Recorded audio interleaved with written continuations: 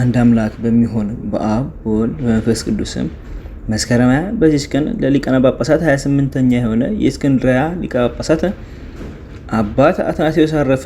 ይህም አባት አስቀድሞ የእስክንድርያ ሀገር ቤተክርስቲያን መጋቢ ነበር። ከእርሱም በፊት የነበረ ሊቀ ጳጳሳት አባ ጴጥሮስ ባረፈ ጊዜ ይህን አባት ሊቀ ጳጳስና ይሾሙት ዘንድ ሁሉም ኤጲስቆጶሳት መኳንንቱና ሊቃውንቱ ሕዝቡም ሁሉ በአንድ ምክር ተስማሙ።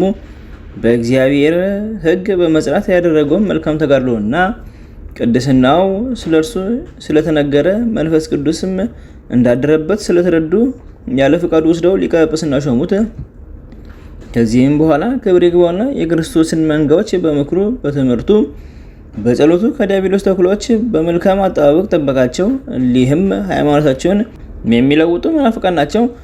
በሊቀ ጳጳስናው 7 ዓመት ኖረ። እግዚአብሔርም አገልግሎ በሰላም አረፈ። እግዚአብሔር ምስጋና ይሁን፣ እኛንም በጸሎት ይማረን፣ በረከቱም ከኛ ጋር ትኖር ለዘላለሙ አሜን። በዚህችም ቀን ድንግል መሊዳማ በሰማዕትነት አረፈች። ደግሞ የድንግል አቴና፣ የፊና፣ የፊላ፣ የመነኮስ አብርሃም፣ የታዲዮስ፣ የአቢናፍሪዮስ፣ የጻድቁ አርማኒዮስ የኢየሩሳሌም ኤጲስቆጶሳት አለቃ ሰማዕት የሆነ የስምዖን መታሰቢያቸው ነው። በረከታቸው ከኛ ጋር ትኖር ለዘላለሙ አሜን።